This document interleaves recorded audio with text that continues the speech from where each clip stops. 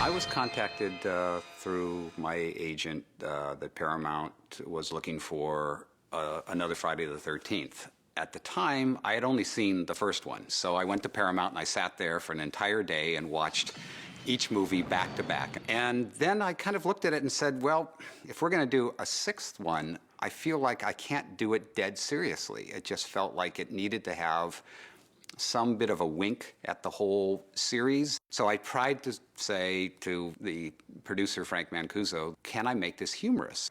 And he said, well, as long as you don't make fun of Jason, because Jason's got to be fearful. I said, absolutely not. That's part of why it would work, is because we know he's serious, and yet these other characters are sort of treating him like, oh yeah, this was a myth, this was a legend, and they sort of have fun with it. Okay, I've got a great game. It's called Camp Blood. Until, obviously, they meet their demise. So based on that, he gave me the green light to go ahead and write the script. Well, we filmed at this small town outside of it, 50 miles outside of Atlanta, where they had this picturesque graveyard. We chose the South for all the reasons of the look and the feeling that time of year, and it actually really worked for us because we could kind of shoot without anybody knowing we were there. Frank was a huge fan of David Bowie, so the actual title of the movie at that time that we were hiding under was Aladdin Sane, which added again to the sort of the mystery of people trying to find out where it was and what was the title. The casting on this Friday was a little unique in that, first off, Frank Mancuso really wanted to have John Shepherd do the role of Tommy again, and he opted not to want to do the role for personal reasons. So we had to start looking for someone that would be like John in terms of a look somewhat, and then also fulfill what I wrote in the script. So Tom Matthews was the perfect candidate. Everyone else was people that had come in and they were kind of fresh new faces. Okay, is this gonna be the best weekend ever? Yeah! The decision for me to put in kids was really twofold. One, it felt like it would raise the stakes incredibly to actually have children there when all these, horrible killings were going on. Oh my God. Even the little Nancy character was sort of, to me, the touchstone of all that. A child shall lead them, getting back to kind of basic biblical truths. And, to me, innocence in a horrific situation like that makes drama all the more powerful. I can look at the movie and still feel that everybody still is kind of has that universal quality about them, that they still are kind of relatable through the ages as just, fun people that are in a horrible situation. Darren, we better turn around. Why? Because I've seen enough horror movies to know any weirdo wearing a mask is never friendly. We'd go to a lot of horror movies, and I'd always say, I'd be pulling, going, Tommy, why would anybody do that? That's absurd. I mean, when I first met Kevin Williamson, and he said that My Friday, when he saw that, was, certainly something that had an influence on Scream, because it was, as some of the movies were at that time, really kind of having fun with that genre, because we had gone, we were mid-'80s, and at that point, so much had happened. It wasn't like they were going to making some trashy film. They wanted to make the best film they could make and do the best shots and the best lighting, and Tom always kind of had a twinkle. Also because all the people in the film were getting a chance, getting an opportunity that they recognized as an opportunity, and they were happy to be there. And they loved filmmaking. My main objective was to give the audience a sense of the old Gothic horror movies, because I was trying to set a tone right from the beginning that this was going to be like what the Universal horror movies used to be. The stormy night, going to the cemetery, digging up the grave, a monster that is actually dead, coming back and is unstoppable. If you turn the color off, this movie would look great in black and white. Over the years now, having done so many films, I really do make a difference between a film and a movie. And this, to me, was a movie. This was a ride. Hey! Hey! Now that's what's still in the books is screwing the pooch. Iron this punk. I was a little concerned about doing it in a way. I mean, it was a terrific opportunity. And it was a big role, and it was fun. But I always, there was some idea, like, what impact does this have on people?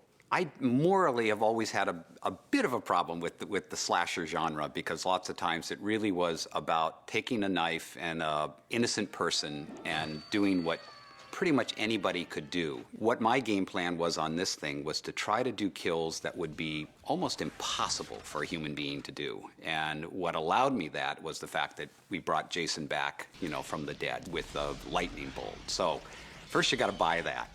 Once you bought that, then he could punch out a heart, he could twist a head off, he could cut off 3 heads simultaneously. All those particular kills in mine were really part of my feeling that I wanted to make this a supernatural killer. There's a sense of fantasy that I think that everybody's well aware of. Just because our parents keep telling us that Jason was only a legend doesn't mean it wasn't true. What if he did come back here? I remember at the cast and crew screening, one surprise, not so great, was that the ratings board had a field day with the film. Just the thing is that anytime you're doing a Friday the 13th, A Nightmare on Elm Street, they walk into a preconceived notion. They know this is going to be a gross, nasty movie, and we want to cut it down to make it, this side of Bambi.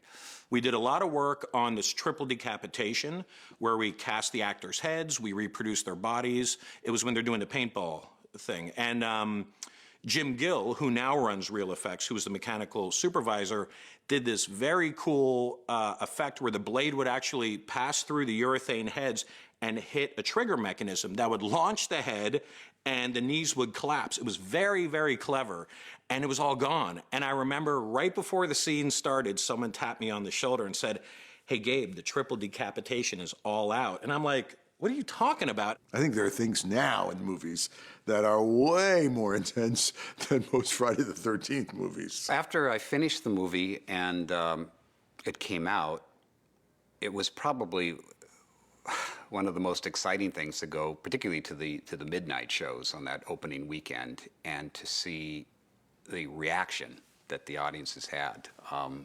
Screaming at this, at the screens, running up and down the aisles, falling into the jokes I had set up. One of the first things I got to do on Friday the 13th Part 6 was actually making the iconic Jason mask. And this was created from, first we had the sculpture of Jason that was done by Brian Wade. From there I created what's called a cement buck. This heavy-duty, high-temperature cement piece allowed a thick piece of plastic to actually be vacuumed over it.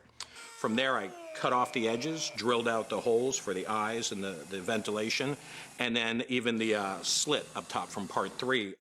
One of the masks, unpainted. This is the heavy vacuum plastic. You can see it's really tough, and this one is already drilled out and sanded. And what would happen from here is we would attach a series of straps again, and we would align it up over the reproduction of the head, and then the final cosmetics would be painting it from the back, painting it from the front, and then sealing that. The one thing that they really wanted me to carry through with the designs was they wanted a continuation of what Tom Savini had finished with. We had the large gash on the top of the head. We had a big slash that we'd kind of cut through his hand. I'd done a lot of research and looked in a lot of forensic pathology books and a lot of books on just people who'd been buried badly and dug up. In comes CJ, and CJ was amazing because not only one of the nicest, sweetest guys, but one of the most focused. That Marine training was incredible because they'd ask him to do something and it would be, yes, sir, and he would execute it just like the machine that CJ seemed to embrace perfectly. There was a bunch of stuff in Part 6 that made that film fun to work on. One of which that I worked pretty closely with was the sheriff being bent backwards and broken. I was very flattered because the whole fight scene with Jason was not in Tom's script. And had this extended scene where you're fighting with Jason. Oh my God, They dug a hole in the ground that I stood in, and then they had an actor, and they took a pair of pants that were just like my pants, and they put the pants on his legs, and he was face down in the hole, and his legs were up behind me. And he really just lays himself back with a great sound design effect, which they had crack. It totally looks like his vertebrae shattered. What a ball to get to do something like that. In the case of my wife, Nancy, in the sequence in the Volkswagen, all I asked CJ to do was take that spear and go right at the driver's seat, where she's sitting. And Nancy's, again, had to do her own stunts. just supposed to move out of the way so he could impale that thing into the seat.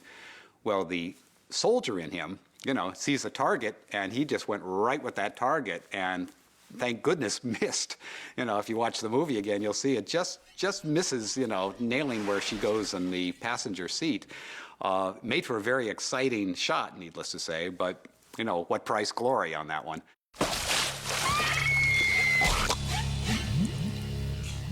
My head had a vise under the water, and the regulator wasn't working, and the mud was going down my throat, so they had to redo that several times, and it was very scary. But that was one of those things where it's just like we were fortunate that nothing ever bad happened through the entire shoot. No one got hurt. No one was traumatized by anything. The kids all had fun. Everybody involved basically got away with it.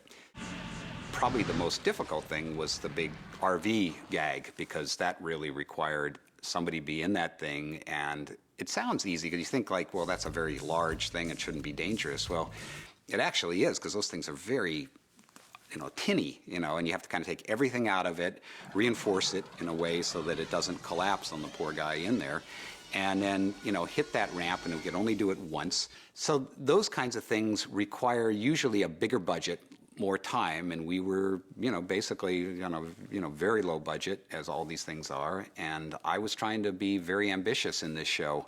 When I look back and think how much we did do with that amount of money, it was pretty miraculous, but I really give the full credit to it. Just a, great crew, a great team of people all saying, yeah, let's make this one a little more special. What I found over the years is that the audience is huge. I mean, there's very young people, and then there's people, in their 70s, 80s, 90s. I mean, it's unbelievable. I don't think the real power of the movie became clear to me until over these last 2 decades, where it has just kept going, and people who are seeing it sometimes for the first time are, really having the same reaction to it as they did 20 years ago when we made it. And I think a lot of it was because we had a sense of humor with it and tried to make it look as fresh and contemporary as we could, sort of party movie making at the same time. And yeah, I think of everything I've done, it probably was the most enjoyable.